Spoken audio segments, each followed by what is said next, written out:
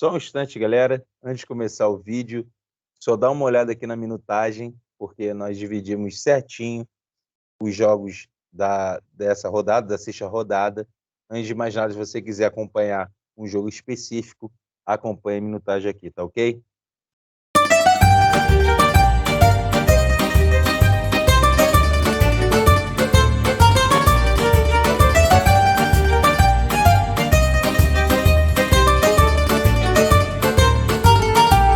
Tchau, Amit. Aqui quem fala é Stefano, do canal Papo Cautio. Estou aqui com meu amigo Enzo.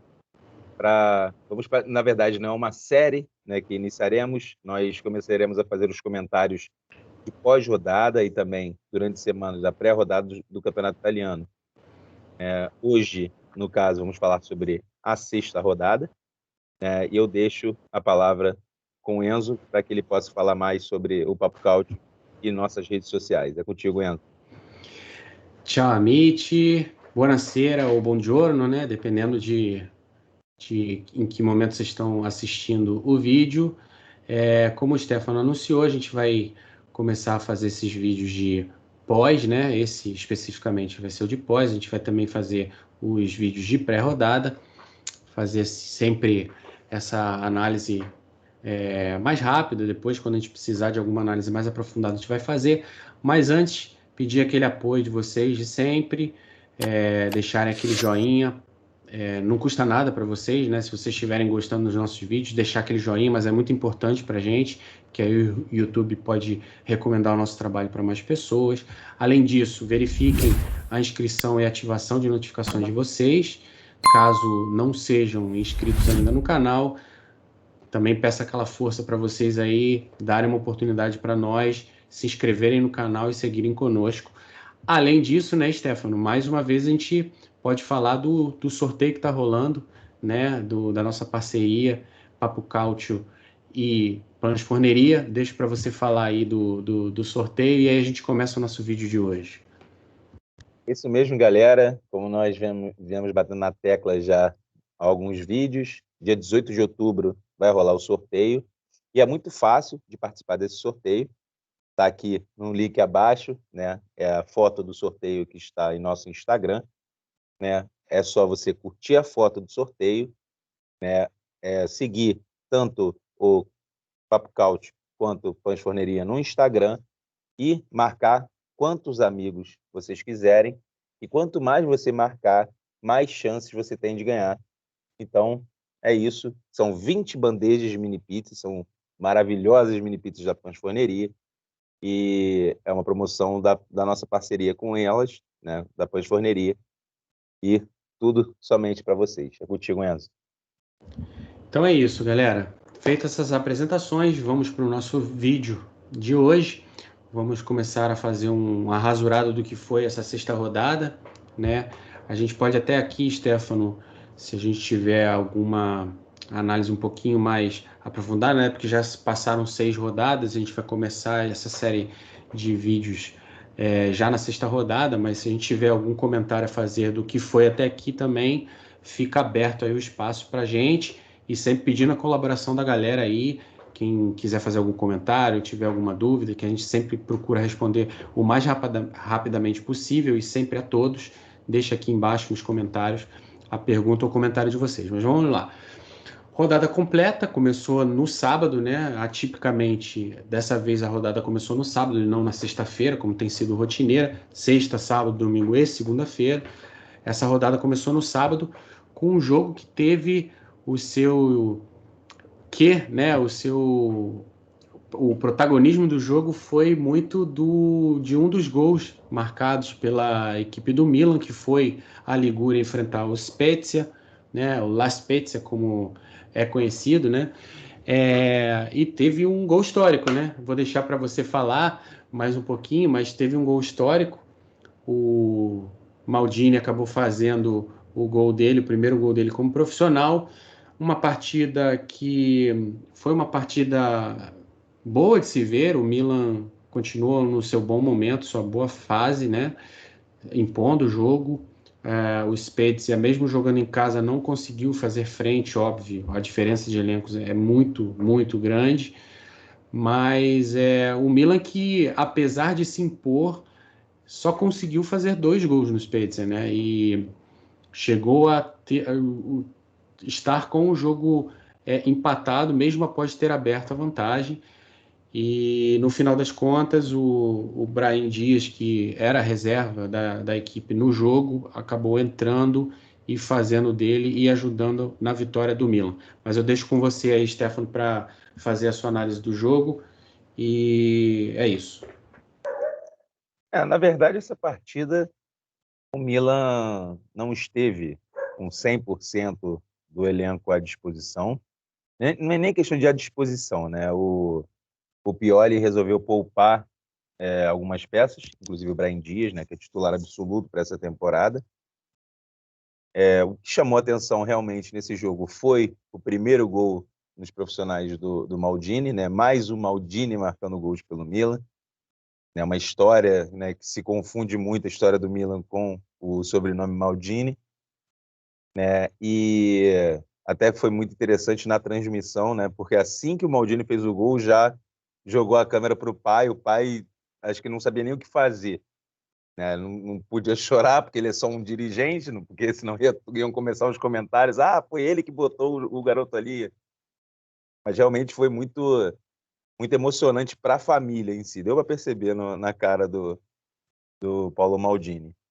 Mas a partida em si, o Spezia, né, uma coisa que a gente vem comentando já há algum tempo, o Spezia tem uma equipe bem interessante, né? Não é longe de ser uma das favoritas, mas é uma equipe interessante, só que parece que falta ainda aquele encaixe. Tanto que uma das coisas que a gente demorou bastante até começar esse pré e pós-rodada é porque normalmente nas primeiras rodadas as equipes não têm um encaixe perfeito ainda, tanto que você vê muitos empates acontecendo, né, nas primeiras rodadas. No Campeonato Italiano, pelo menos, é assim. Por rodada são 3, 4, 5 empates.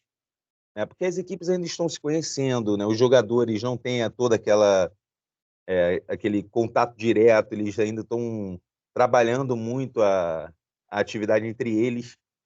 E isso não é diferente, muito menos foi diferente nesse jogo. Tanto que o Milan dominou a partida, mas foi uma partida de 2-1, né? O Spezia empatou o jogo aos 80, né? Tudo bem, o Brahim Dias fez aos 86.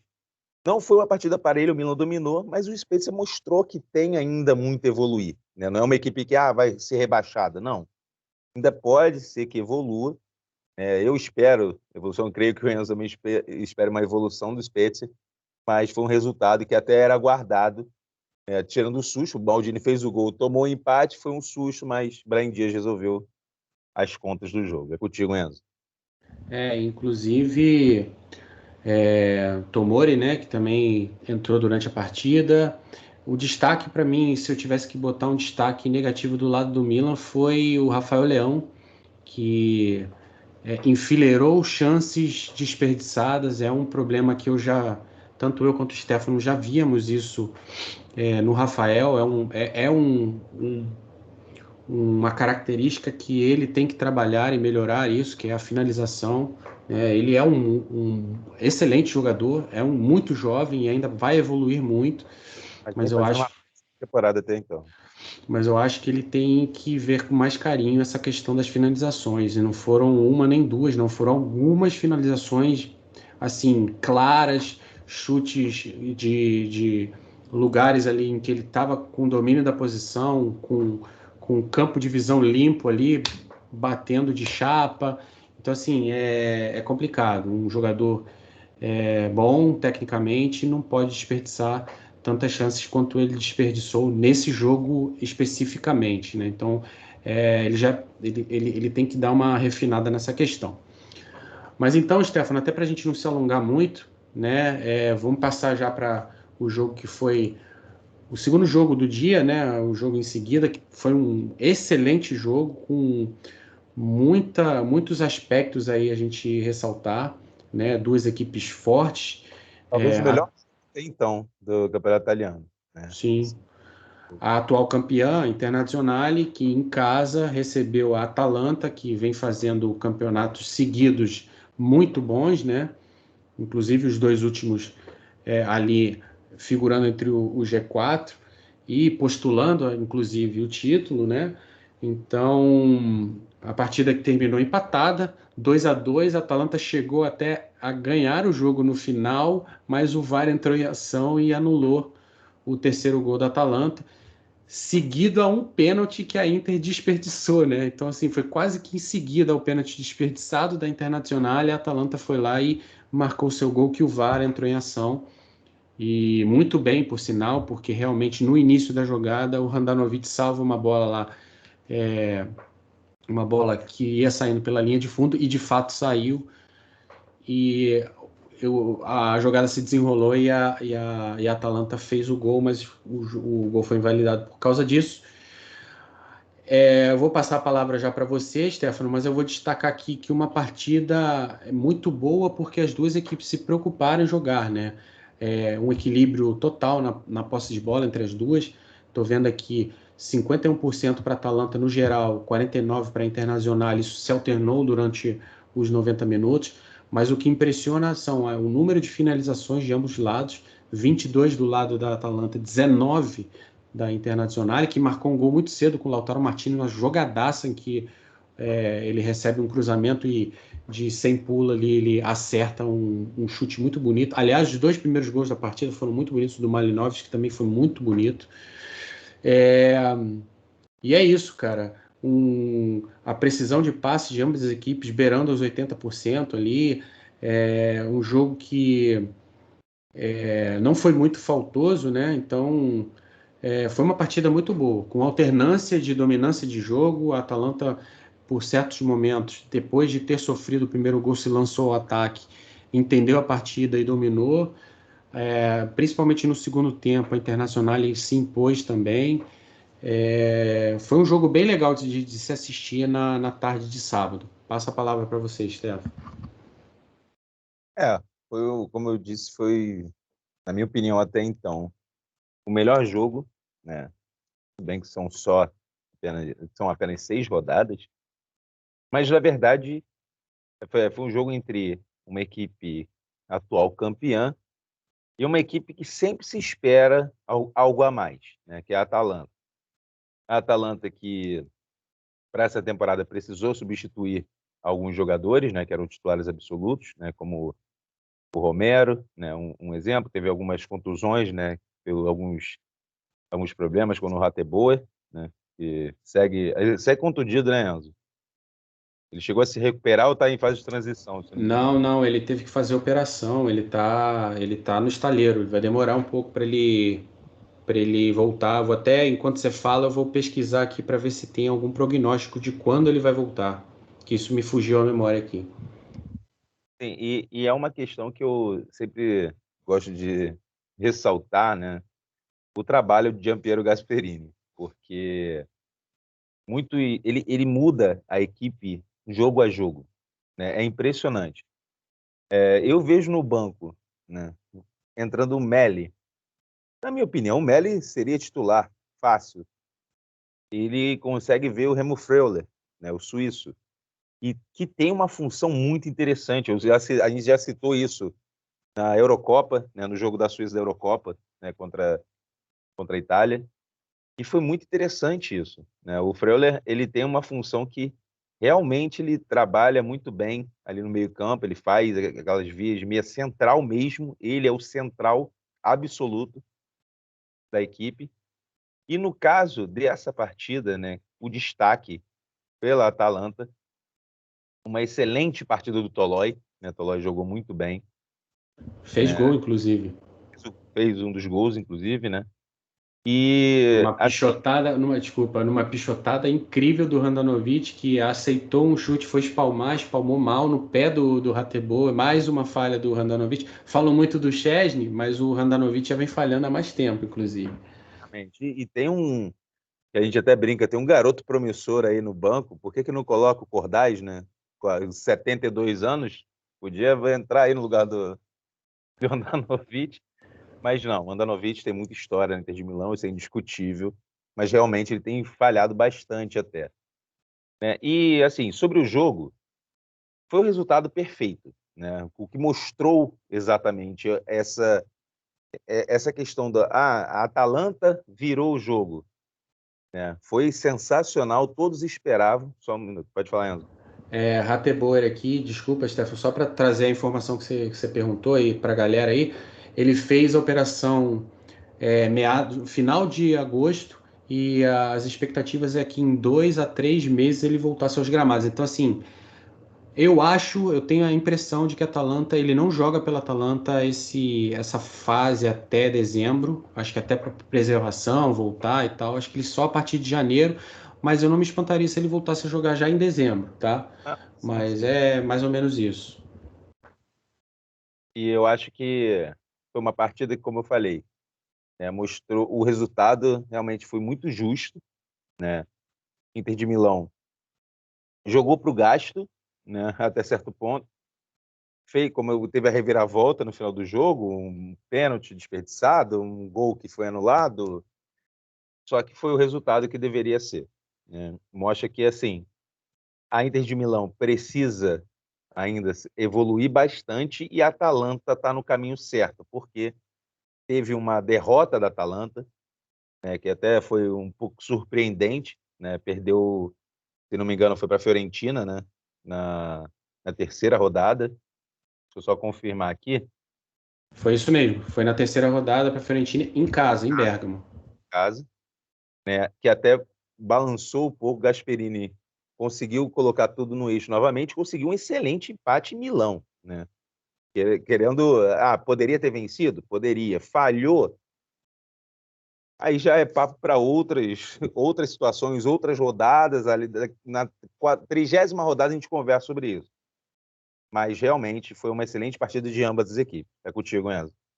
Então, só para corroborar aí, primeiro fazer um adendo aqui, não é nenhum desmerecimento aos serviços prestados do Handanovic, que é um excelente goleiro, um goleiro histórico da Internazionale. Eu, particularmente, gosto muito do Handanovic, mas são fatos, né? E a torcida da Inter, principalmente, já vem se indagando, né? Que a fase dele, de fato, não vem bem. Mesmo com o título, ele já não estava em boa fase. Óbvio, já está em fase final de carreira também. Inclusive, tem rumores agora que a Internacional vai fechar com o atual goleiro do Ajax, que está com o contrato a se encerrar lá, o Onana. Mas, enfim, é um goleiro muito bom, histórico, a gente respeita, mas de fato ele não está no melhor de sua carreira. Então não me entendam mal, torcedores interistas, não é nenhum desmerecimento. E de fato ele falhou no gol, né? No gol do Tolói. E a Atalanta que também teve um infortúnio durante o jogo, né? O Palomino, que vinha fazendo um bom jogo, sentiu uma lesão. E tem até uma imagem que foi bem icônica. Na hora que ele sente a lesão, ele pede substituição. O Gasperini, na hora que ele vê que vai ter que substituir, ele faz uma cara assim, tipo, estragou a minha estratégia. Porque de fato o Palomino, junto com o Tolói, vinha fazendo uma partida defensiva muito boa, apesar de ter Você tem tomado. razão por essa cara do Gasperini. Tinha colocado o Dimichi, Isso aí. do Pessina. Foi do Pessina ou do Zapata? Mas acho que foi do Pessina, não lembro a substituição Eu no acho que momento. foi o do Pessina, sim. O Pessina saiu no jogo. Deixa eu só confirmar aqui, mas continua. Pode continuar que eu já vejo aqui e já te falo. Colocou o Dimichi para segurar, né, um pouco o ímpeto da Internazionale. Até tinha o Lovato no banco, né, outro zagueiro, mas resolveu colocar o Melli, né, surpreendentemente, né, colocou o Melli em campo, né, na saída do Palomino. Já tinha o Demiral, né, ficou com a zaga com Tolói e Demiral. Depois até tirou o Zapacosta, botou o Pasalic. O Gasperini, às vezes, ele tem umas coisas também que eu discordo bastante. Ele quer inventar demais. Ele acaba bagunçando um pouco a equipe para conseguir um encaixe perfeito naquele momento que ele identifica da partida. Só que ele mexeu muito. Talvez toda essa sequência de mexidas possa ter prejudicado o desenvolvimento da Atalanta na fase final da partida. Tanto que, querendo ou não, por infortúnio da perda do pênalti do Di Marco, né? Uhum. para mim, eu não sei por que ele está no banco da Inter de Milão, porque eu acho um excelente lateral Muito, esquerdo. muito bom jogador mesmo. No Parma, Mas a passagem dele no Parma já mostrou isso. Ele fez gol, inclusive, contra a Internazionale e vestindo a camisa do Parma, dentro do Giuseppe Meazza. o Parma tá com o Di Marco, Pezzella, tudo bem que Bastoni, saíram. Bastoni, que é da Inter, jogou muita bola lá também.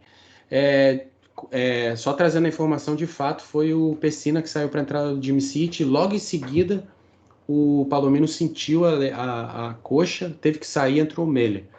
Então, complicado. E nesse momento, foi exatamente nesse momento que a Inter voltou a dominar o jogo, porque deu uma bagunçada no sistema ali da Atalanta, né? Óbvio, não era uma substituição esperada que o Gasperini fosse fazer, não que o Melli não fosse entrar, mas naquela mudança de sistema, que teve que haver um reequilíbrio.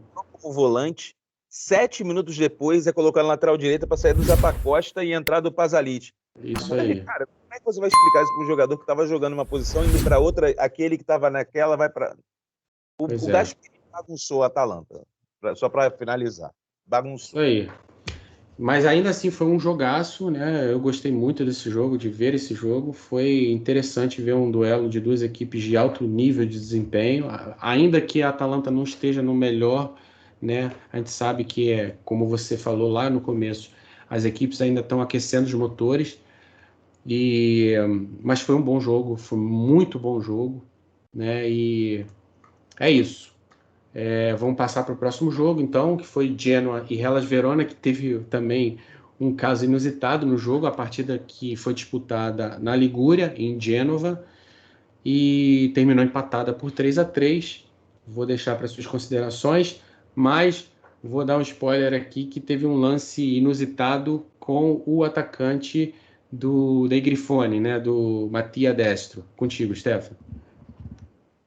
Eu citei de um dos melhores jogos até hoje, até agora, né, no Campeonato Italiano, entre Inter e Atalanta. Esse foi poderia ser considerado também um dos melhores jogos, mas foi um jogo que foi mais bagunçado do que o melhor jogo. Para vocês terem ideia, começou com 2-0 Verona. Quando ninguém mais imaginava lá, o Genoa vai perder mais uma. Meu Deus, o que está acontecendo com o Genoa? Vai lá, o Genoa consegue fazer 3 gols em um espaço de 8 minutos. Né? Com o Criscito de pênalti e 2 do Mattia Destro. Um desses gols, o Mattia Destro, como ele está fazendo só um detalhezinho, o Mattia Destro, ele está com 4 gols, é o terceiro na lista de artilheiros do Campeonato Italiano. Surpreendentemente, ninguém imaginava isso. O Mattia Destro, como a gente já via conversando antes desse vídeo, o Enzo, o Mattia Destro é aquele tipo de jogador que se esperou muito, já tinha todo mundo desistido do Mattia Destro. O Genoa acredita no potencial do Mattia Destro e está aí o resultado. O Mattia Destro mete 2 gols, né? Foi o caso da virada, mas o Kalinic ainda conseguiu no final do jogo o empate. Né? E o gol do Mattia Destro, ele ainda me faz um gol com uma garrafa de água na mão. O cara, essa temporada parece que ele, voltei para ficar e vou dar o que falar, inclusive com a garrafa de água na mão. É contigo, Enzo. Essa garrafa na mão poderia ser muito bem uma taça de vinho ou de champanhe para comemorar, porque foi um golaço. Ele recebe o passe, ele bagunça o zagueiro 2 vezes e ainda bate por cima do goleiro, na saída do goleiro, encobrindo, né? O goleiro, um golaço, assim. Você fala, tipo assim, não vou dizer de um atacante muito bom, porque eu não acho o Mattia Destro um mau atacante, mas um atacante bom que está numa fase absurda de nível técnico. Porque, de fato, o Mattia Destro não vive seus melhores momentos, né? O vinho parece que a idade está começando a fazer bem. Pois é, se acontecer com o time do Genoa, o mesmo que ocorre com o rival, que está com 2 atacantes lá, que a gente brinca que é a dupla vovô, que são excelentes atacantes, que é o Quagliarella e o Caputo, né? Aí, ó, o Genoa já tem um atacante aí. O Genoa que também tem um atacante ali, que é um atacante vovô, né? Que é o Pandev. Mas, de fato, foi uma partidaça do Mattia Destro. Inclusive, esse lance da garrafinha d'água foi a cerejinha do bolo. fosse ele, jogaria com a garrafa de água já no Bota, amarra na mão, né? Amarra na mão. Amarra na mão e vai pro jogo, cara. Se isso for a sorte dele, quantidade de jogador que vai entrar com garrafa na mão nas partidas, alguns vão entrar com garrafa de vodka, de uísque, mas no caso é garrafa de água, né? O Pra não outro, polemizar. o outro detalhe dessa partida foi o Giovanni Simeone, que marca o seu primeiro gol no campeonato, né? Um gol de cabeça, né? Importante para ele, né? Para dar confiança para o segmento do campeonato. Ele que é um jogador, é outro jogador que eu também colocaria nesse rol aí eu acho um jogador muito útil, um jogador bom e que também não vive uma fase muito boa. Tanto é que deixou a Fiorentina, foi para o Cagliari, não deu certo, agora está no Verona e já tem 26 anos e tomara que não vire mais um desses ciganos que fica enfileirando times, né? Um time, aí depois começa a desandar, né? Infelizmente. Mas eu confio que parece que no Verona ele conseguiu um encaixe pro futebol dele. E é bom jogador, de fato, né? Então, mas vamos lá, vamos seguir aqui.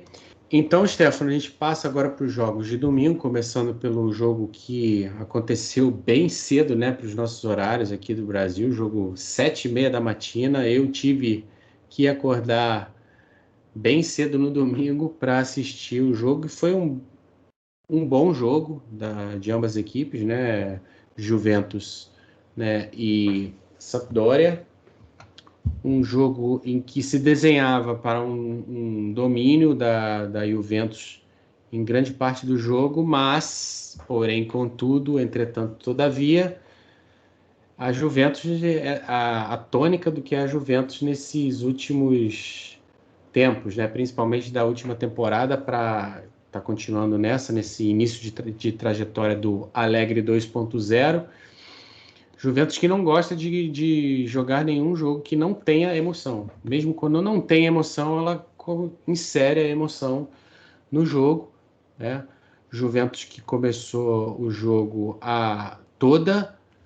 Dybala jogando o que se espera do Dybala de novo, jogando muita bola, fez um golaço, o primeiro gol, né, em que há um cruzamento do Alexandro lá pelo lado esquerdo, há um rebote ali dentro da área da Sampdoria, o Locatelli tenta chutar, a bola resvala no zagueiro, volta no pé do Dybala que de primeira, na verdade a bola volta no alto, ele bate de primeira sem dominar, um chute seco no canto do ótimo goleiro Aldeiro, que inclusive o Aldeiro fez algumas boas defesas durante o jogo.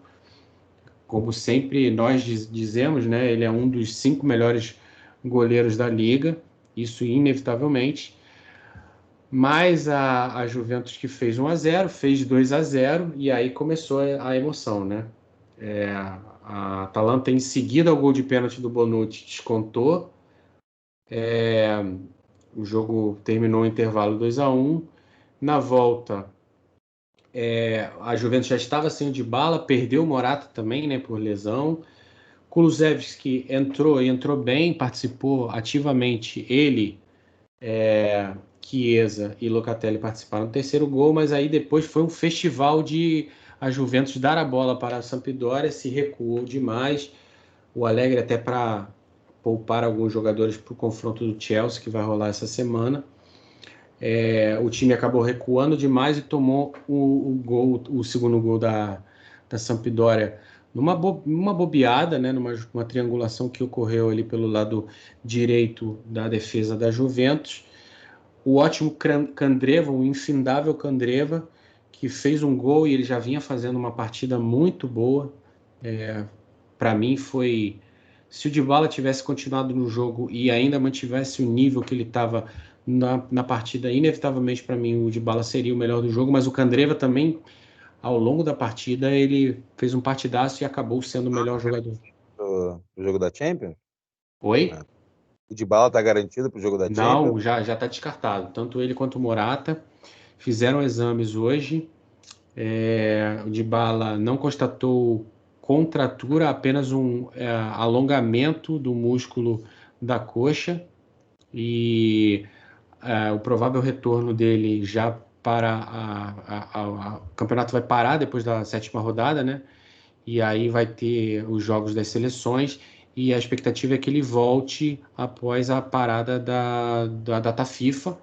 O caso do Morata já é um pouco mais complexo, porque ele, de fato, ele teve uma contratura de baixo grau, e aí ele vai ficar um tempinho a mais parado. A expectativa é que ele só volte lá na partida contra o Zenit, né? E Juventus e Zenit é o primeiro jogo, né? Porque a Juventus vai jogar em seguida, vai jogar o primeiro jogo contra o Zenit e depois vai jogar de novo contra o Zenit na Champions. Mas é isso, a Juventus que vai desfalcada para esse duelo de meio de semana contra o Chelsea. Mas voltando à partida, eu acho que é isso. Foi uma partida que a Juventus, de fato, mostrou, de novo, um primeiro tempo muito bom, conseguiu impor o seu ritmo, foi muito bem. O Locatelli, de fato, ele dá um tempero diferente a esse meio-campo tão pobre da Juventus na última temporada. Ele é, de fato, um jogador diferente ali, ele alterna momentos de criação, passes curtos e longos muito bons, muito diferentes. E o plus, né? Ele é um jogador completo, ele também auxilia muito na fase defensiva. Vi o jogo contra o Spezia, que a Juventus estava passando maus bocados, e ele ainda salvou o que seria o terceiro gol do Spezia no jogo. Então, assim, ele de fato, ele é o cara que precisa estar na equipe para justamente o Dybala ter o desempenho que ele teve até ele se lesionar, porque ele dá essa segurança para o Dybala flutuar ali na fase ofensiva. Mas eu jogo a palavra para você agora, Steph, passo a palavra para você fazer as suas considerações do jogo. Na verdade, é um jogo que a Juventus quis passar problemas, né? A Juventus teve um domínio, né, sobre a Sampdoria que não vem fazendo um campeonato bom, vem sofrendo goleadas bastante aleatórias até, para o elenco que tem até, porque não é um elenco tão ruim, né? Menção honrosa ao trio Custe o que custar, né, o CQC, com Candreva, Quagliarella e Caputo, que até agora o Candreva até vem jogando bem, né? E vem jogando bem. A Sampdoria já desde a última temporada vem fazendo excelentes jogos, apesar da idade. Mas o Caputo e o Quagliarella ainda não mostraram tanto a que vieram, né? Principalmente o Caputo. O Quagliarella é um ídolo da Sampdoria, mas nessa transferência o Caputo parece que saiu perdendo, não vem mostrando o bom futebol que apresentou no Sassuolo, né? E de fato a Juventus fez uma partida que dominou. A Sampdoria pouco ofereceu riscos à meta de Perin. Num geral, eu acho que talvez o Allegri tenha finalmente encontrado uma formação, né, mais ofensiva, apesar de Allegri ser bastante defensivo, tenha encontrado que o denominador comum entre seus jogadores, né, para que eles atuassem de forma constante, apesar de ter poupado várias peças. E também venho a citar aos amigos aí dos outros canais que falam sobre futebol italiano, né, que defenderam Allegri com unhas e dentes, né, quando eu citei que o Allegri não era a melhor opção, era muito criticado pela própria torcida da Juventus. Tá aí o resultado, né? Nas primeiras rodadas o Allegri foi basicamente nulo, né? A questão tática.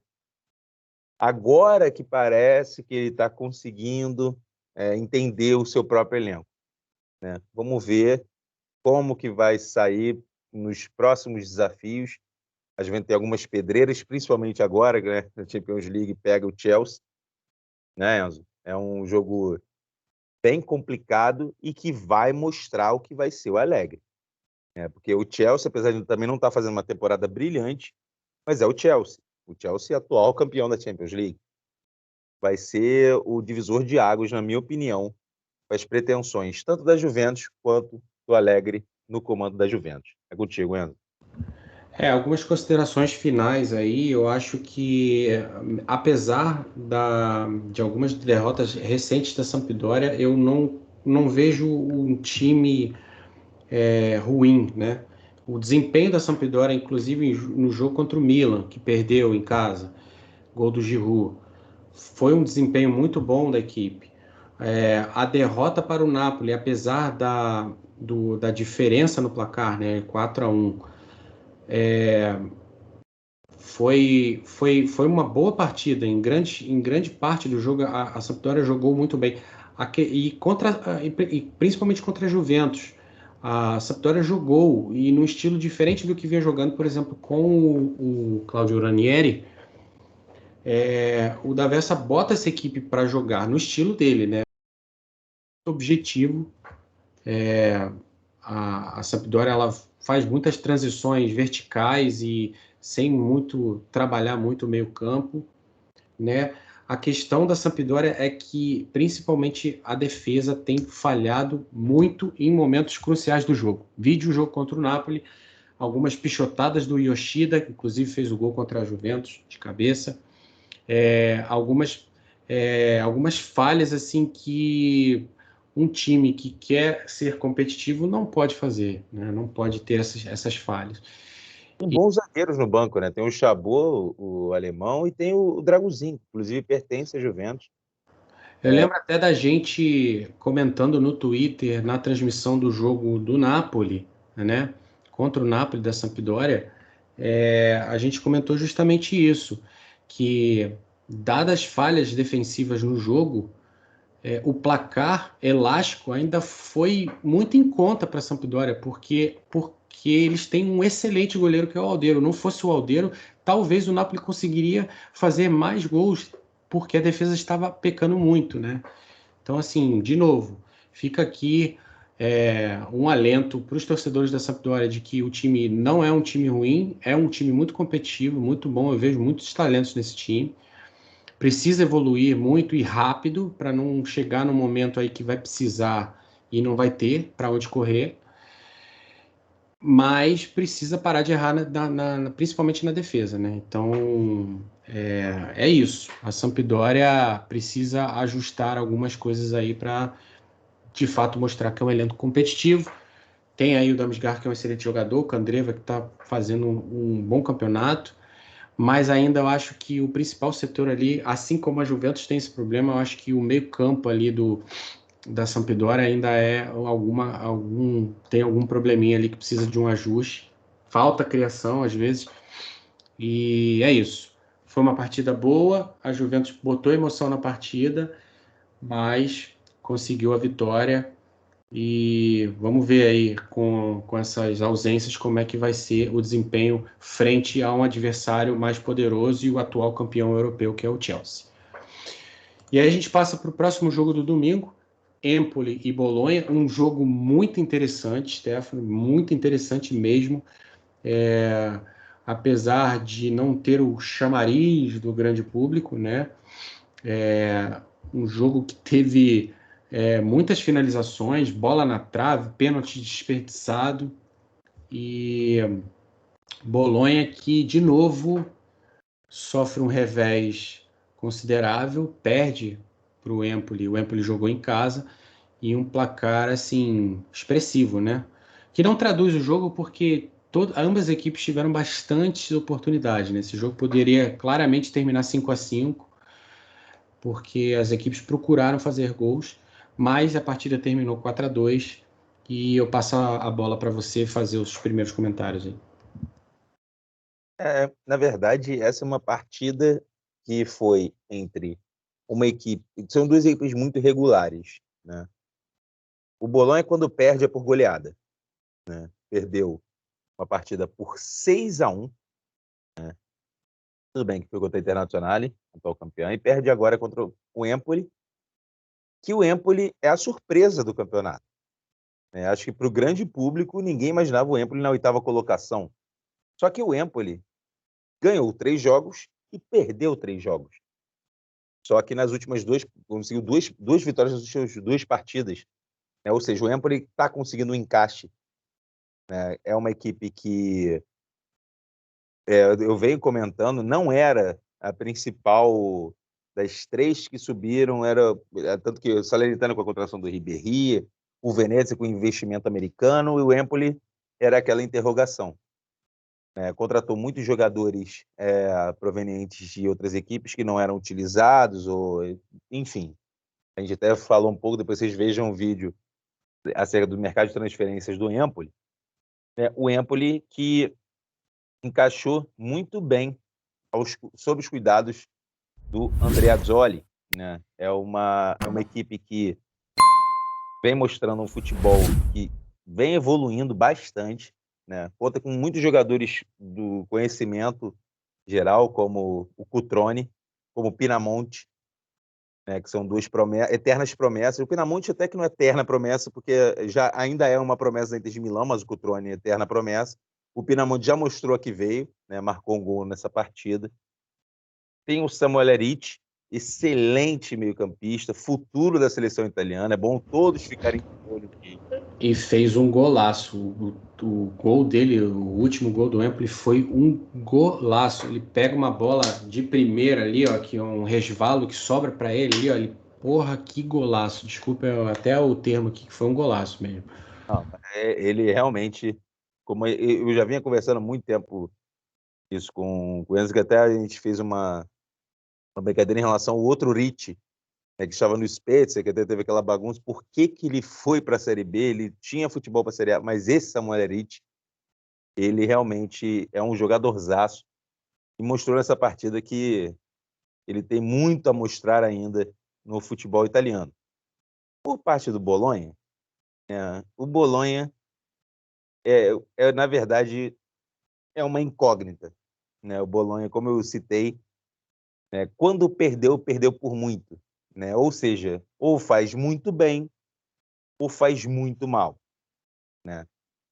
Apesar de serem só 2 derrotas no campeonato, não vem fazendo ainda um péssimo campeonato, tem um potencial de recuperação, está na 11ª colocação ainda, tem muito campeonato pela frente, mas é bom começar a abrir o olho, porque as opções no banco não chamam tanto a atenção assim para mudar o Mihajlovic mudar tanto assim, o estilo de jogo.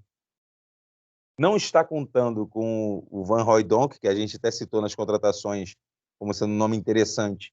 Não vem entrando com frequência. Mihajlovic acho que está aguardando para colocar no melhor momento. O Arnautovic, que fez um gol e perdeu um pênalti, ou seja, praticamente nota 5 para o Arnautovic, que é a principal contratação do Bolonha para essa temporada. Não sei por que o Orsolini começou do banco, porque é um jogador para o futuro também aí, não tão futuro assim, já é um jogador que é uma realidade da equipe do Bolonha, mas proveniente do banco, opção do Mihajlovic. No final das contas, eu acho que foi uma partida que, como o próprio Enzo falou, placar parece que foi humilhante, mas não foi. O Empoli fez 4-2, mas praticamente foi 2-1 e 2-1. 2-1 no primeiro tempo, 2-1 no segundo tempo. Então, isso mostra muito que, na verdade, não foi uma derrota tão gritante assim. Foi um jogo parelho até metade do primeiro tempo, parelho a partir da metade do segundo tempo. Então, isso, na verdade, significa a questão do encaixe, como eu sempre falo, o encaixe do elenco. O Empoli está alcançando um bom encaixe, o Bolonha está demorando um pouco ainda. Por isso que o Bolonha, infelizmente, nessas proporções, acaba sofrendo mais uma goleada. É contigo, Enzo. A questão que eu vejo nessa partida foi a eficiência, né? Que é transformar as oportunidades que você tem em gols. O Empoli foi, de fato, mais eficiente. Chutou 15 vezes no gol, 7 desses 15 finalizações, 7 foram no alvo, e desses 7 tiros no alvo, 4 entraram. Então, assim, é uma eficiência muito alta, né? Quase 50%, não é tão alta assim, mas de fato, foi mais eficiente. Já o Bolonha chutou 5 no gol e fez 2 gols. Inclusive, dessas 5, teve uma cabeçada do Arnautovic no travessão, teve uma outra bola que eu não lembro quem foi, que também chutou no travessão, teve o pênalti desperdiçado pelo próprio Arnautovic. Então, assim, foi um jogo, como eu disse, claramente poderia ter terminado 5-5, 4-4, 6-6, porque as equipes procuraram o ataque. Erraram poucos na... Pode falar, Stefan. Eu acredito muito nessa dupla de ataque do Bolonha. O Musa Barrow e o Arnautovic Que parece um encaixe diferenciado ali. que como você disse, né, o Musa Barrow foi um dos autores do gol do Bolonha, fez uma partida muito boa, acho que, na minha opinião, se não foi o melhor, foi o segundo melhor do lado do Bolonha. Eu acho que o lateral direito do Bolonha, acho que foi até melhor do que ele, o Silvestre, né, o Lorenzo de Silvestre. Mas é isso, foi uma partida em alto nível, parelha, só que o Empoli conseguiu ser mais eficiente. E não digo assim, foi uma partida em alto nível porque as equipes na transição, na construção de jogadas, erraram poucos passes. A precisão do Bolonha de passe aqui foi maior do que 80% de precisão de passes. E a do Empoli beirou os 80%. Então, assim, ambas equipes trocaram muitos passes e com precisão construíram jogadas, chegaram, mas o Empoli, como eu disse, foi mais eficiente na partida, conseguiu construir o placar e a partida terminou 4-2. Mostras que o Bolonha também, seu sistema defensivo ficou bagunçado, né? Depois que o Tomiyasu foi para o Arsenal e eles sentiram de fato essa perda. Tanto é que o Tomiyasu saiu até uma estatística lá na Premier League de que quando o Tomiyasu está em campo com o Arsenal, o sistema defensivo do Arsenal funciona e ele ainda não perdeu nenhuma partida com o Arsenal estando em campo, jogando pelo Arsenal. Então, assim, mostra a importância dele, que a importância que ele representava para o Bolonha, ao meu ver, né? Era um zagueiro, ainda que jovem, muito promissor e muito bom também. Basicamente é isso, Stefano. Tem alguma consideração mais do jogo Empoli-Bolonha? Não. Concordo, gênero, número e grau.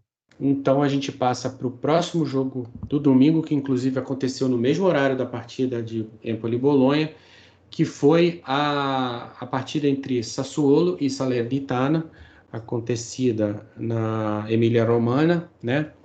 Emília-Romagna, desculpem o termo errado, né? O nome errado que eu falei. Uma partida bem disputada e o Sassuolo conseguiu fazer valer o seu mando de campo, venceu pelo placar mínimo.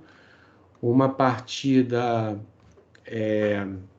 de certa forma, muito parecida, né, do ponto de vista de oportunidades. O Sassuolo teve até mais domínio, teve mais a posse de bola, teve um pouco mais de finalizações do que a equipe da Salernitana, mas esbarrou ainda, eu acho que o Sassuolo sente ainda a ausência do Locatelli, né, no meio campo. Apesar de que tem lá um garoto muito bom e muito promissor, que é o Fratesi, olho no Fratesi, quem gosta do campeonato italiano e gosta de talentos jovens, fiquem de olho no Fratesi, é um muito bom jogador, Estava mas numa de fato... temporada, né? Sim, mas de fato ainda falta aquele algo a mais no meio-campo. Conseguiu seu gol numa jogada individual ali do Bogá, que rabiscou, como a galera gosta de dizer, ali pelo lado direito da defesa da Salernitana e conseguiu um cruzamento para um gol de cabeça do Domenico Berardi. E é isso, uma partida que, ao meu ver, se não foi igual, o Sassuolo foi não tão superior, mas foi superior e venceu pelo placar mínimo. E eu passo a palavra para você, Stefano. É uma partida que mostra que o Sassuolo sente muita falta do De Zerbi também, né? O Locatelli, lógico, faz uma falta absurda, né, na engrenagem no meio-campo do Sassuolo. O Sassuolo não faz uma boa temporada até então, né, pelo que se esperava do Sassuolo. E a Salernitana, que ainda aguarda o Ribéry, né? Parece que cada partida que passa vai se mantendo lá na lanterninha e se espera que o Ribéry apareça e resolva tudo a cada jogo. Um ponto só, em detalhe, um ponto só no campeonato. A Salernitana. Salernitana que se torna por enquanto, na verdade, não é nem uma decepção, mas admito que eu esperava mais, né, em certas situações na Salernitana. Por exemplo, eu acho que muito passa pelo o Castor, eu acho que não conseguiu ainda adquirir um bom esquema tático e muito menos os 11 iniciais para essa Salernitana, né? Ele insiste no Gondo, né, que foi uma contratação de última hora, estava sem clube, rescindiu com a Lazio, se não me engano, mas rescindiu para acertar novamente com a Salernitana, tendo o Simi no Anco, que foi um dos destaques na fase final da última temporada pelo Crotone. Não sei porque está no banco. É mais jogador que o Gondo, na minha opinião, apesar de serem estilos até próximos. Tem o Gyomber, né, que é um excelente zagueiro, mas que ele sozinho não resolve nada no setor defensivo. O Belek também, excelente goleiro, mas também não vai resolver tudo no setor defensivo. Eu acho que muito o setor, os 11 iniciais da Salernitana, na minha opinião, estão sendo muito mal escolhidos. Eu acho que o Castori não está indo bem. Pelo lado do Sassuolo, como eu falei, a falta do Locatelli e do De Zerbi são bem gritantes, né? Quando você observa a partida como um todo. A Salernitana não tem o mesmo futebol da última temporada. Parece que peca muito no desenvolvimento de jogadas. O Juricic, o Maxime Lopes e o Fratesi não têm o mesmo desenvolvimento, né, de jogo que tinha na última, que fazia com que o Sassuolo tivesse um excelente desenvolvimento na última temporada. E o ataque, o Raspadori resolveu parar de fazer gols, né? Isso, também a fase é muito jovem. Ele fez um gol, acho que só na penúltima rodada, né? Se não me engano, salvo engano. Na última não fez, nessa também não fez. E como eu sempre digo, se espera muito dele, mas parece que o Scamacca está começando a cutucar o Raspadori e avisar que ele está ali, né? O Traoré também foi outro que entrou, que eu citei até na questão do mercado de transferências, que foi um retorno ao Sassuolo, que se esperava que ele fosse alcançar a titularidade, não mostrou também a que retornou ao Sassuolo. É contigo, Enzo. Foi de fato, o Raspadori marcou contra o Verona. E é isso, cara. Eu concordo com a sua análise. Foi um jogo que, se não foi um jogo brilhante, pelo menos serviu para dar moral para o Sassuolo, que estava precisando dessa vitória, principalmente em casa. Para a sequência do trabalho do Dionisi, é uma transição de estilos, né? O estilo dele é. Oi? Vinha de 3 derrotas seguidas, né? Sim. Aquela vitória que, assim, a gente vê que é uma vitória que foi, de certa forma, assim, na raça, para tentar dar uma moral aí. E não tem como, cara. O estilo do Dionísio é muito diferente do estilo do De Zerbi. Então, assim, é mais vertical, é mais objetivo. Não que o De Zerbi não fosse, mas o De Zerbi era um time que o Sassuolo gostava mais de ter o controle das ações, ter mais a bola, trabalhar mais. E o Dionísio vê o futebol com mais objetividade, né? É vertical, é ir resolver e acabou. Então, assim, inevitavelmente a equipe vai ter que se adaptar, isso leva algum tempo. Basicamente é isso. E aí a gente já passa para o próximo confronto do domingo, que foi o clássico, né?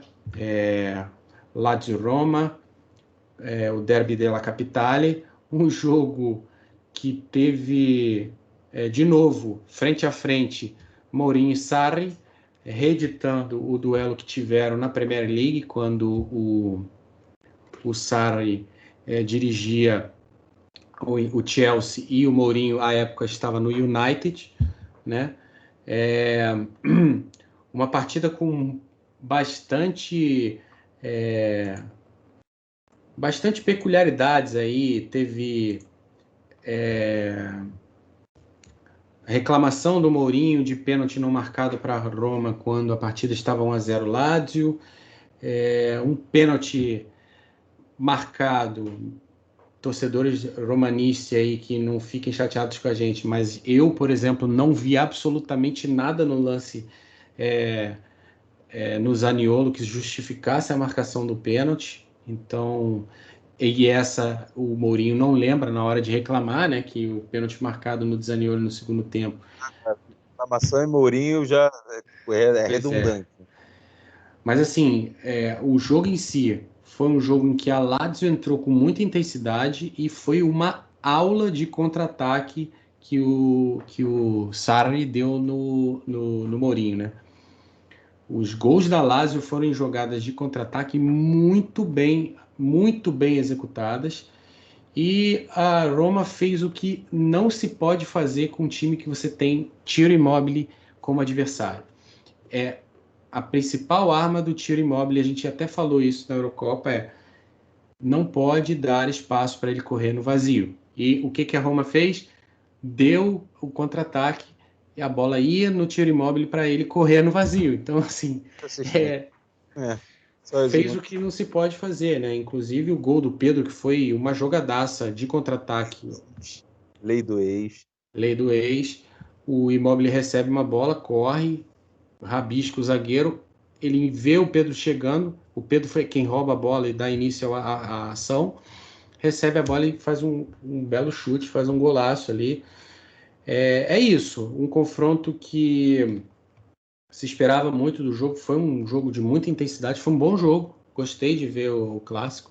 Quando eu consegui, né, porque eu tive problemas de distribuição de rede elétrica aqui em casa, então algumas partes da partida eu não consegui ver, mas ao meu ver a Lazio foi melhor, né, isso foi traduzido em números, né, a Lazio teve mais posse de bola, mais finalizações ao gol, foi mais eficiente nas transições, mas a Roma também, em alguns momentos chaves do jogo, a Roma também foi melhor, teve uma alternância de forças.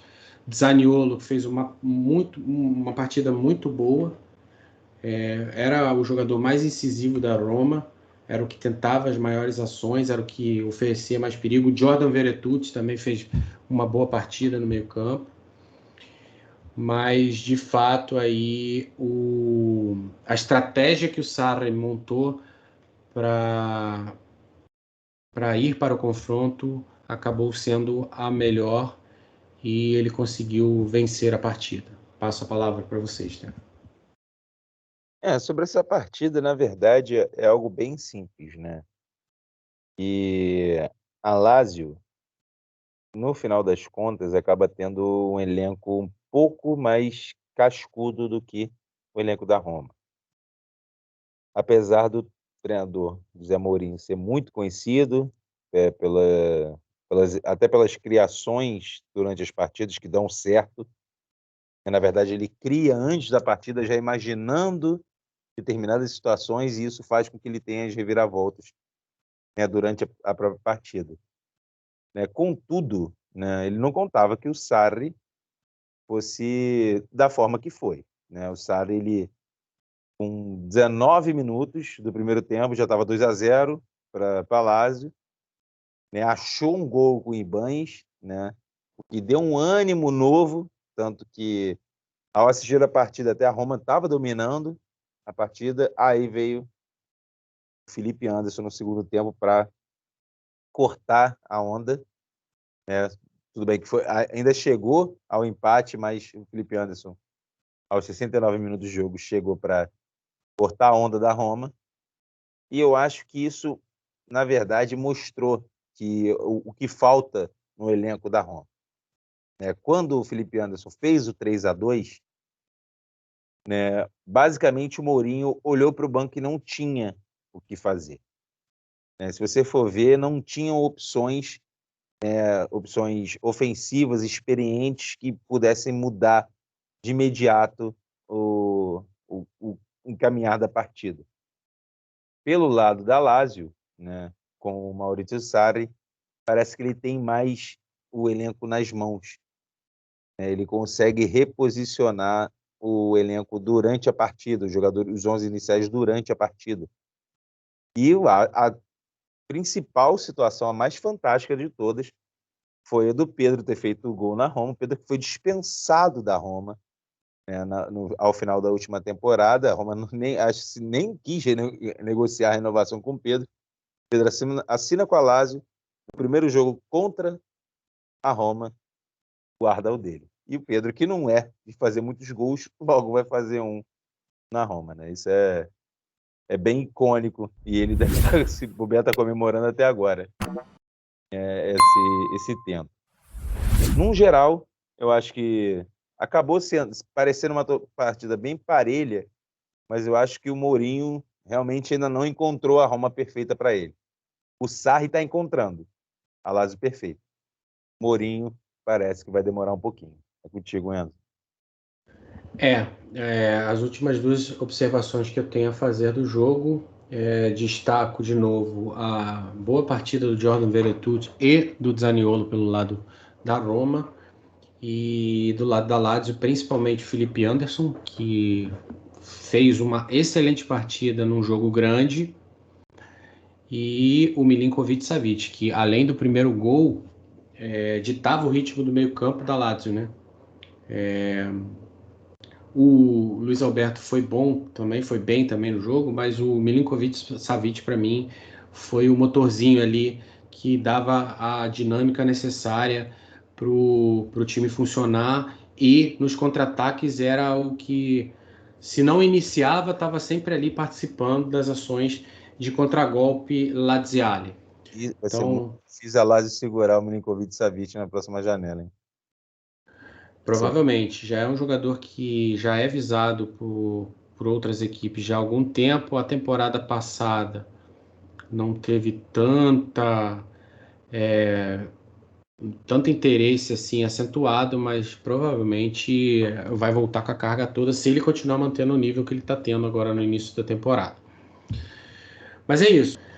Bom, Stefano, então a gente passa aí pro próximo jogo do domingo, né? Na verdade, o jogo que aconteceu até antes do jogo Lazio e Roma, a gente acabou aqui falando desse jogo após o jogo da Lazio e da Roma. Falo do duelo que ocorreu em Udine, entre Udinese e Fiorentina.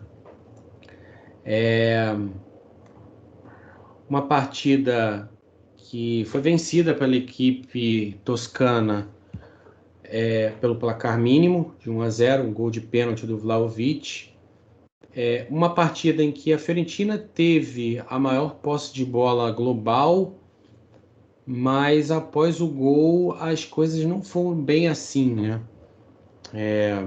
A Udinese, que tentou incessantemente igualar o placar ou vencer a partida, caso já tivesse igualado, mas esbarrou numa ótima tarde de domingo do goleiro da Viola, o Dragoschi, que fez uma boa apresentação, em alguns momentos chegou a efetuar grandes defesas, né? Ainda que a Udinese não tenha tido nenhum grande momento de perigo, mas ainda assim tentou, e por algumas vezes o Dragowski foi bem.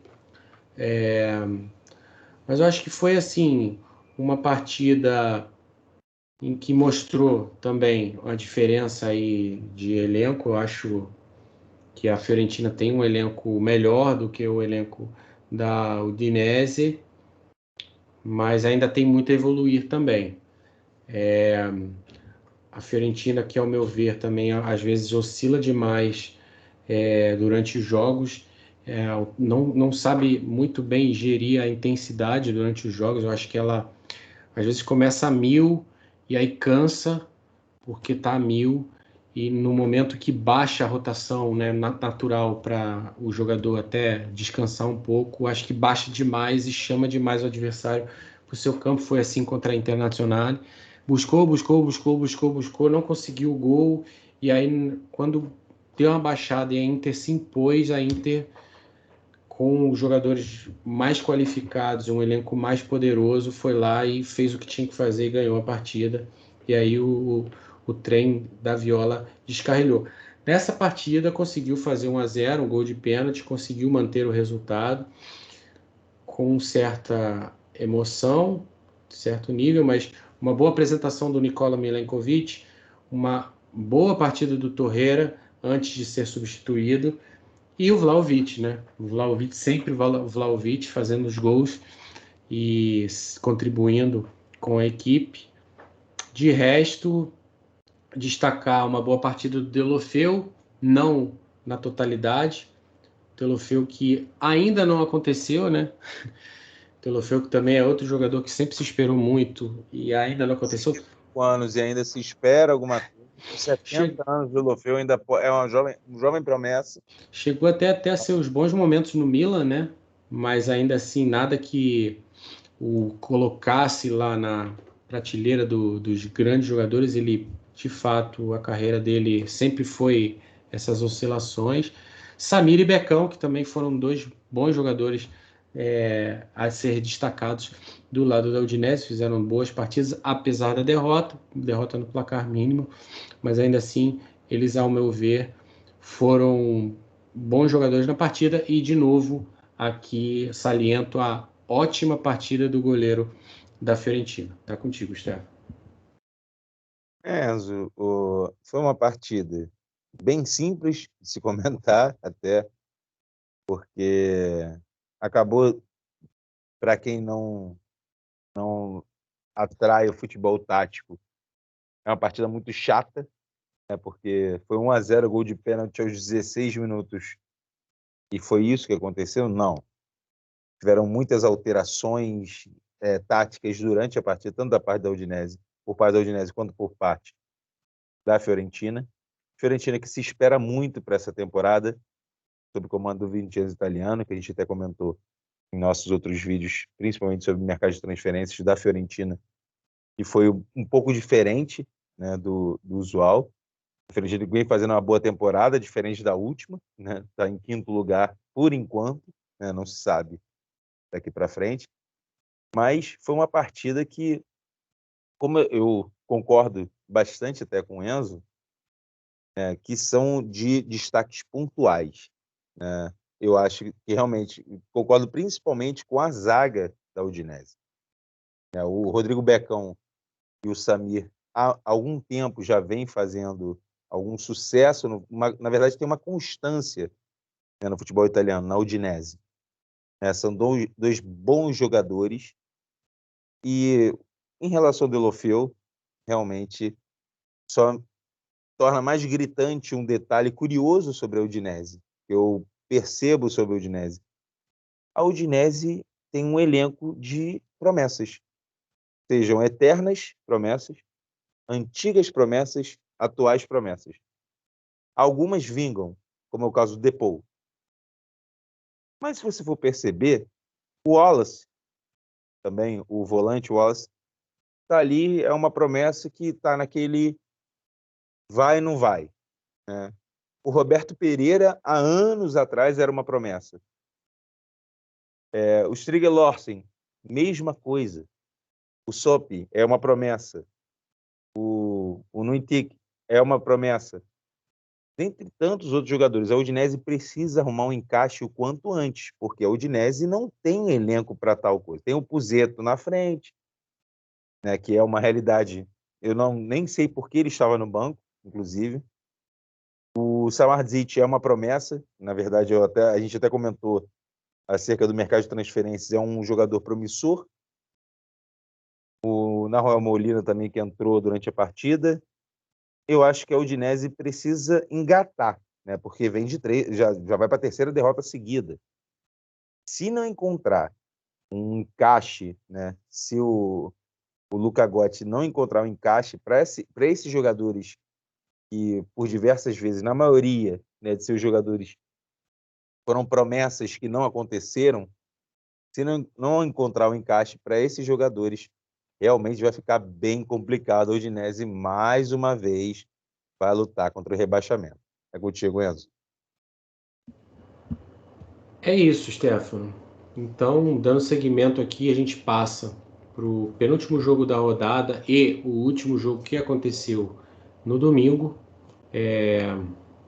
O jogo acontecido em Nápoles, no sul da Itália, em que a atual líder da competição, o Napoli, recebeu o Cagliari, e um duelo bem assim, que mostra, evidencia o quão diferentes fases estão as duas equipes. Uma equipe muito competitiva, pronta, apesar de não ter um elenco recheado, né? Um elenco assim tão recheado de opções, mas ainda assim um elenco muito competitivo, principalmente o 11 inicial do Napoli, que se impôs, teve mais posse de bola, tentou mais o gol, agrediu mais, um time mais pronto, e um time que de novo tenta se reconstruir depois de uma nova troca de técnico, dessa vez até uma troca muito recente, né?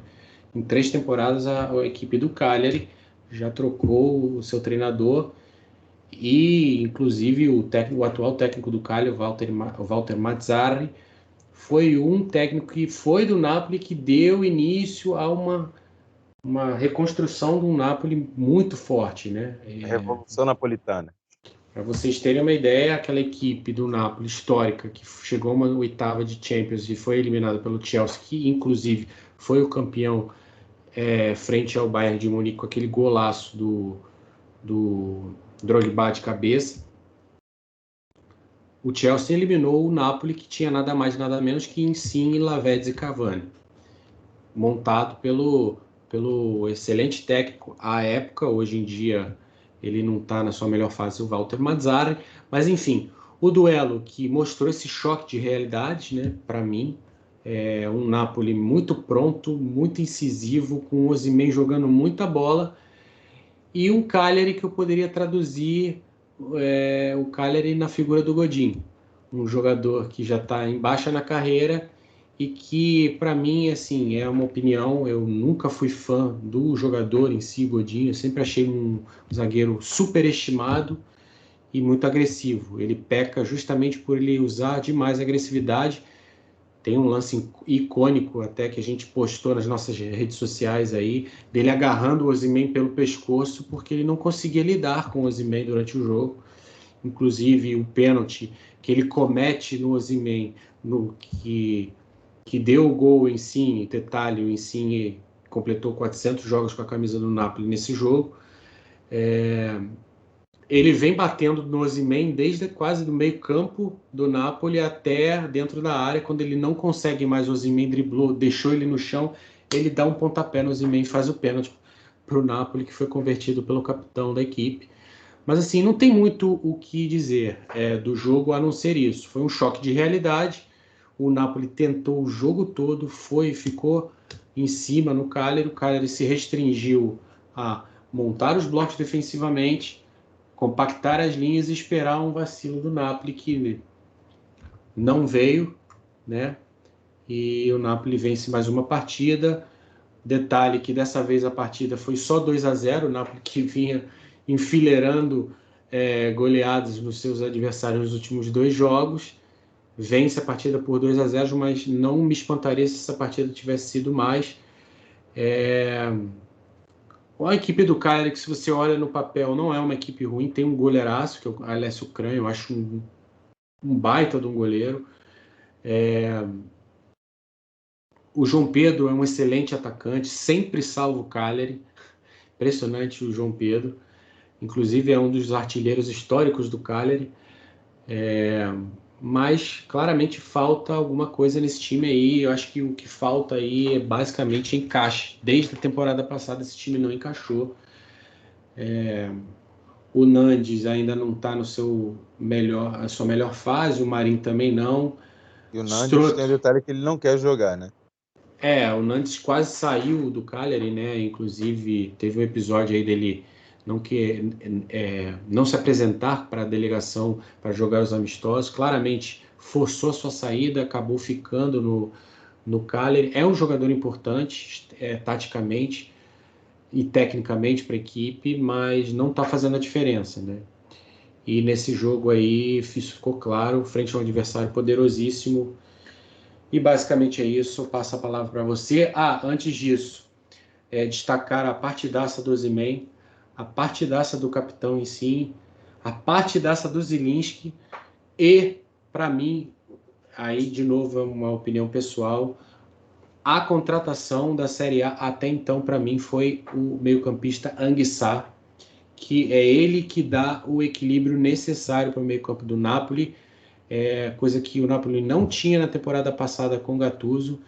O Bakayoko não foi bem, né? Não conseguia dar esse equilíbrio para que o Fabian Ruiz e o Zilinski pudessem criar. O Anguissa está conseguindo fazer isso. Passo a palavra para você, Stefano. Exatamente, eu, eu concordo, né?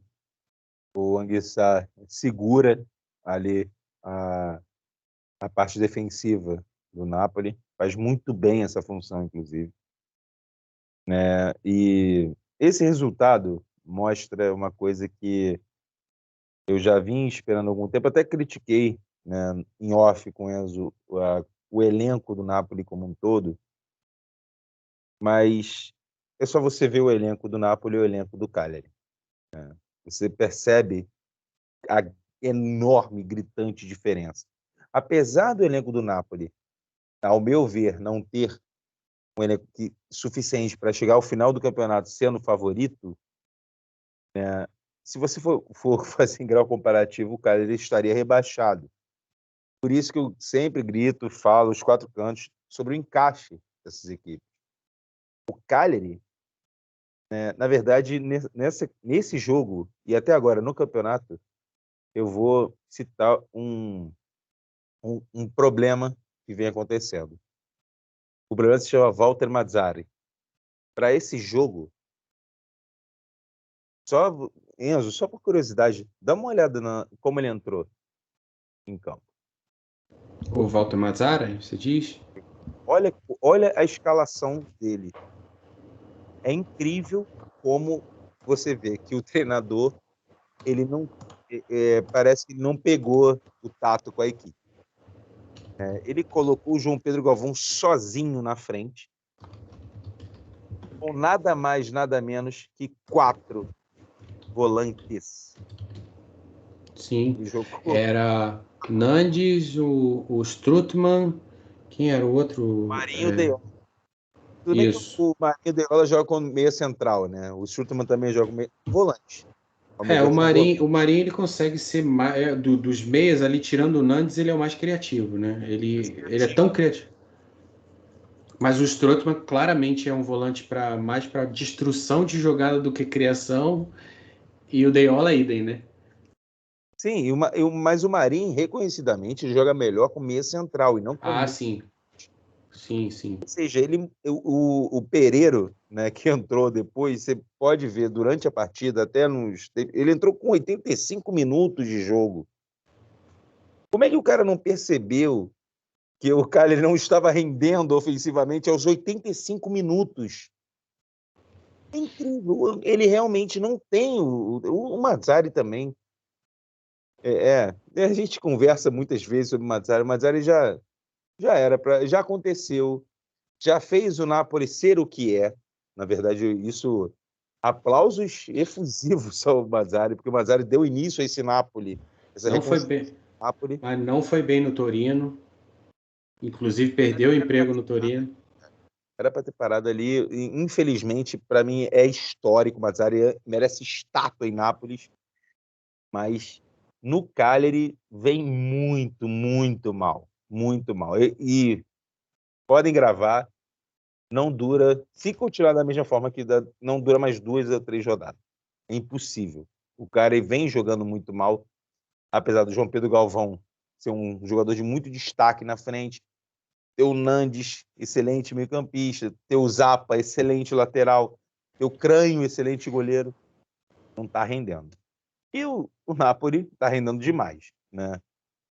O Spalletti volta a fazer um excelente trabalho, né, depois de um bom tempo. E tem um elenco sensacional, ao meu ver, até certo ponto, como eu vim conversando com o Enzo. Setor defensivo reserva no Napoli não chama atenção. Se o Koulibaly se machucar, entra o Juan Jesus, que nem unanimidade era na Roma, mas é um excelente zagueiro, né? Diga-se de passagem. Falta muito ainda um atacante para substituir o Osimhen, que é o grande destaque. Outra menção rosa, Politano, seleção, pelo amor de Deus, que Politano já vem jogando bem há algum tempo. Talvez, eu não sei, nem recordo, Enzo, o Politano estava machucado quando o Bernardeschi foi convocado ou realmente não foi opção? Não, ele não foi opção. Ele chegou a estar machucado, mas ele não foi para a Eurocopa por opção. E inclusive o Mancini foi bem criticado justamente pela fase do Bernardeschi não estar bem, não ser boa durante a temporada como um todo e principalmente na fase final da temporada. O Politano foi bem na temporada inteira, mas a fase final dele foi absurda. E ele, assim, absurda, tá? Não foi absurda porque ele não chegou a ser o destaque do campeonato, mas foi uma fase muito boa, muito além das expectativas do Bernardeschi na temporada, e o Bernardeschi foi convocado. Eu acho também que ele deveria ter ido, principalmente porque o Zaniolo estava fora, o Berardi era o titular natural, ainda que eu acho que o Chiesa estava numa melhor fase, mas o Chiesa é muito novo. Mas eu acho que o Politano ali seria a minha terceira opção e não o Bernardeschi, que não vivia e continua não vivendo a melhor fase, inclusive, né? Tá tendo oportunidades com o Allegri, foi quem fez ele mais jogar bola e a princípio não tá indo tão bem assim. Mas o assunto é o Napoli, a Juventus já passou. Não, mas enfim, nessa partida, o resumo é esse: o Mazzarri não consegue ter o Cagliari nas mãos, está indo muito mal essa temporada. E o Napoli, um dos candidatos ao título, porém, falta elenco. É contigo, Enzo. É isso aí. O Cagliari que, de fato, olha essa equipe do Cagliari, eu vejo, eu fico com, me dá uma pena de ver um goleiraço como o Crânio numa equipe que tá tão pobre assim, né? Com uma proposta pobre. Eu acho que assim, não é nem o fato da equipe ser fraca, porque a proposta é pobre dentro das possibilidades que você tem no elenco. Você tem o Marinho é bom jogador para construir, o Nandes é bom jogador para construir. Você tem um baita de um atacante que é o João Pedro, que já mostrou e já vem mostrando isso em algumas temporadas, e você bota o time para jogar de uma forma tão pobre. Um defensivo. Para mim é um Quatro volantes, praticamente. 4 meias centrais ali. Não faz para sentido. mim é um desperdício. Não estou dizendo que o Cagliari precisava chegar em Nápoles e jogar um futebol agressivo e pressão, linhas altas, e encostar o Napoli na parede, não. Mas o mínimo é saber dosar. Defende quando precisa e propõe jogo quando tem a bola. Não fez isso. Entregou a bola para o Napoli e ficou ali esperando o erro. Aí é a filosofia do treinador também, né, Stefano? O cara às vezes é eficiente nisso, como o Ranieri era, como o Conte é. O estilo do Antônio Conte é esse: dar a bola para o adversário. Quando você errar, eu pego e faço o que eu tenho que fazer. Né? Eu não gosto desse estilo, mas não nego que com o Conte é eficiente, com o Ranieri, com o Leicester foi eficiente, mas com o Mazzarri... Detalhe é que o Mazzarri já é um substituto do Semplice, né? Então, Pois é, foi contratado para mudar alguma coisa. pois é. Mas é isso, cara. Vamos ver. Espera-se que o Cagliari consiga subir de produção aí para que o povo da Sardenha tenha alguma alegria que não vem desde da temporada passada, né? Mas é isso. Aí a gente chega ao último jogo, o jogo de encerramento da rodada, que aconteceu na final de tarde, começo de noite de hoje. aqui no Brasil, né? Na Itália já era noite. Aconteceu em Venezia. A equipe local, a equipe da casa, o Venezia, conseguiu quase que no fim do jogo um empate frente ao Torino. De novo o Torino se complicando no final do jogo. Mais uma vez o Torino consegue abrir o placar e ganhar o jogo, e no final um pênalti infantil, outro pênalti, a exemplo do que foi no jogo passado contra a Lazio. O Torino concede a oportunidade da equipe do Venezia descontar o placar, na verdade igualar o placar, que não foi desperdiçado, e a partida terminou empatada. Um jogo que, assim, foi muito... Esse jogo, sim, foi um jogo muito disputado ali, principalmente no meio-campo. Um jogo muito parelho, com poucas oportunidades de gol. Acho que, se eu lembrar que a única oportunidade que teve real de jogo foi um lance de impedimento do Venezia, que o Venezia chegou a marcar o gol no primeiro tempo. E o lance foi anulado, muito bem anulado, porque realmente o atacante do Venezia estava em posição irregular. Não lembro quem foi que marcou o gol, eu acho que foi o Denis Johnson, se eu não me engano. Mas foi um jogo que foi muito ali, confronto de meio campo, né? Os goleiros participaram um pouco do jogo. Ainda que a equipe do Torino tenha uma qualidade, ao meu ver, maior do que a equipe do Venezia, não produziu de fato o suficiente para conseguir sair de Veneza com a vitória. Destaco outra boa partida do Singo pelo lado direito. Foi um dos jogadores que mais me chamaram a atenção, que mais me chamaram a atenção do lado do Torino. O Bremer fez uma partida sólida. O Didi fez um pênalti infantil, acabou sendo expulso na partida. Tommaso Pobega não foi tão bem quanto nos outros jogos, ainda assim foi bastante útil. E o Brecalo, que fez o gol do lado do Torino. Do lado do Venezia, destacaria o Gianluca Busio, que foi dos meias o que mais tentou ali ser o diferente e construir algo que pudesse dar a vantagem à equipe do Venezia. E a dupla de zaga. Capuzio, né? Tem que Oi? deixar bem claro. O americano Gianluca. Isso aí. A equipe recheada de americanos, né? Inclusive o dono é americano. E a dupla de zaga, né? O Ceccaroni e o Svoboda, que foram, de certa forma, destaques, não assim tão destaques assim, mas foram um dos bons jogadores da equipe do Venezia.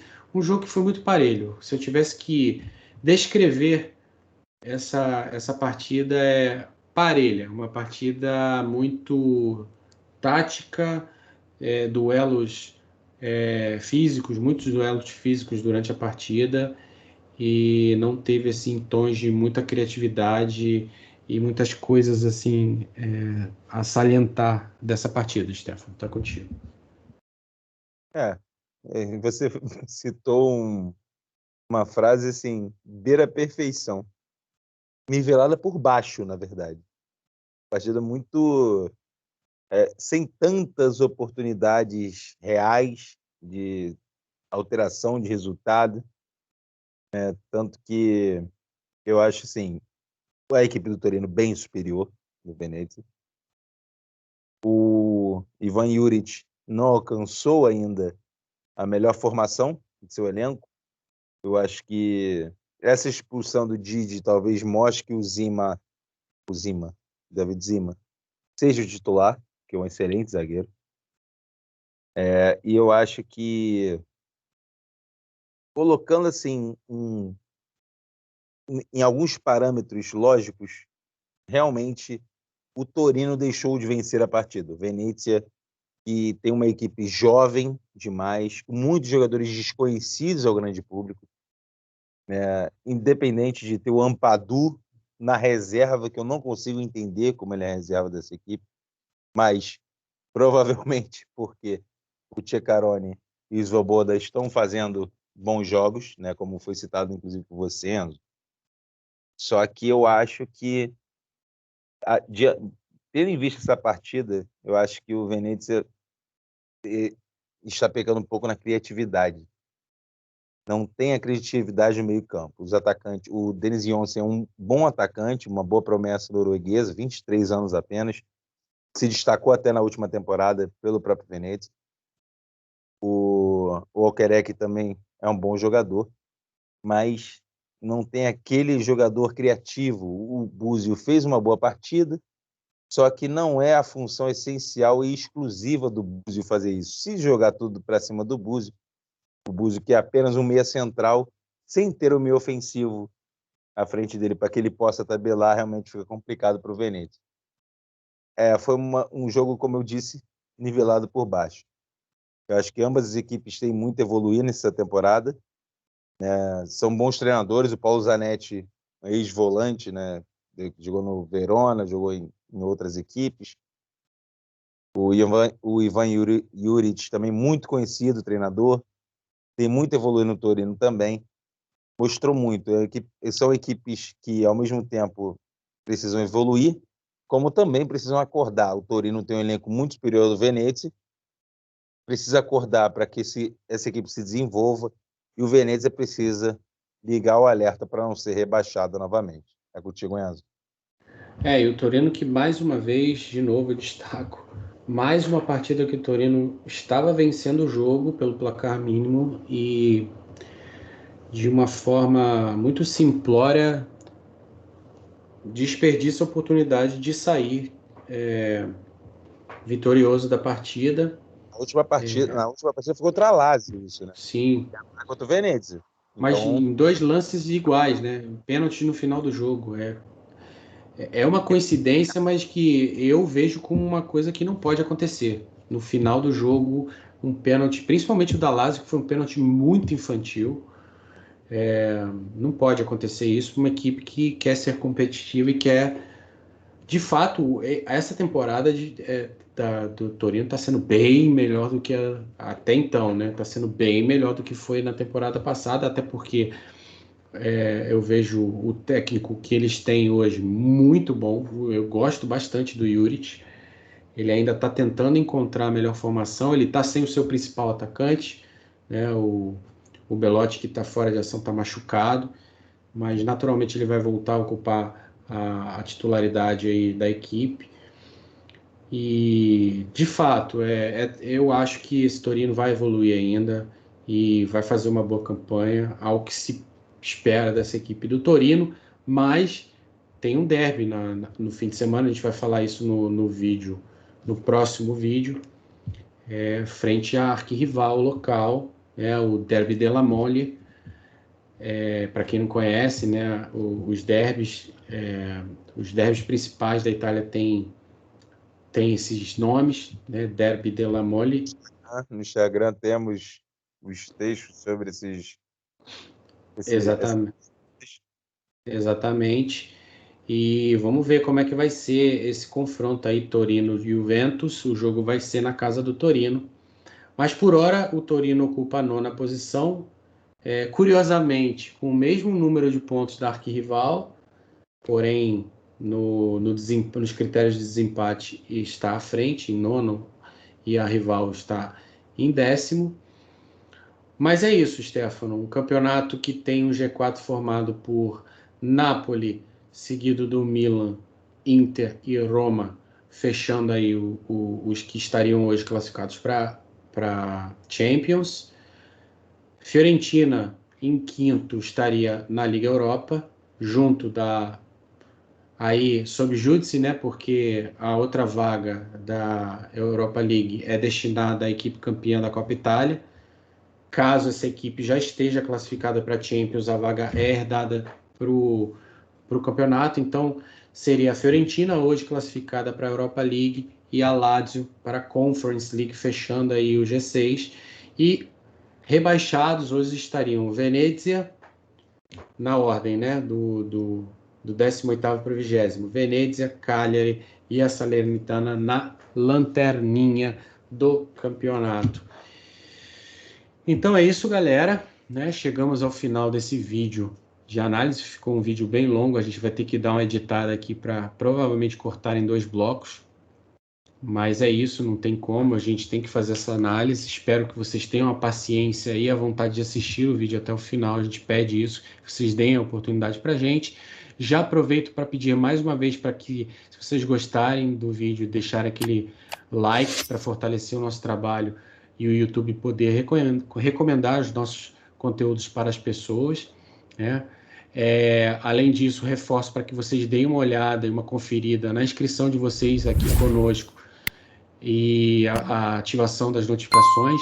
Caso não sejam inscritos, convido-os mais uma vez a darem essa oportunidade para nós e se inscreverem no canal. Não custa nada, só se inscrever ali e conferir. O link para o sorteio que o Stefano falou lá no começo, eu vou pedir para ele falar de novo, mas eu vou deixar aqui na descrição do vídeo aqui embaixo. Vai estar lá, link para o sorteio vai ocorrer lá no Instagram. Vou passar a palavra para o Stefano.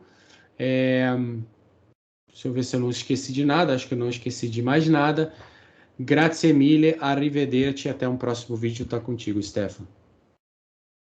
Para finalizar, galera, mais uma vez, como o Enzo também falou, sigam-nos nas nossas redes sociais, aqui no YouTube, se inscrevam, ativem o sininho, curtam nossos vídeos, compartilhem. Também nos sigam no Instagram, no Facebook e no Twitter. E no Instagram, é só clicar lá no nosso Instagram do Papo Couch, clicar na foto do sorteio da nossa parceria com a Pães Forneria, que vai rolar um sorteio no próximo dia 18 de outubro.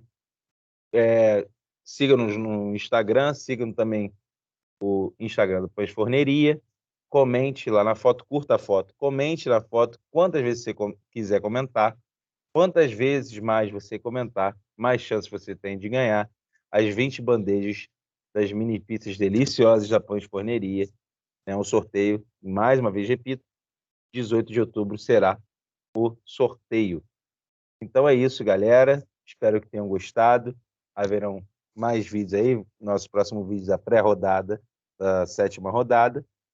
E terão também várias outras séries aparecendo por aí, como o Idoli, Campione, o Que Finite Evoluto, também o Nostalgia, sessão de Nostalgia. Espero que tenham gostado desse vídeo e tudo isso é feito para vocês. E, para finalizar, isso aqui é Papo Couch.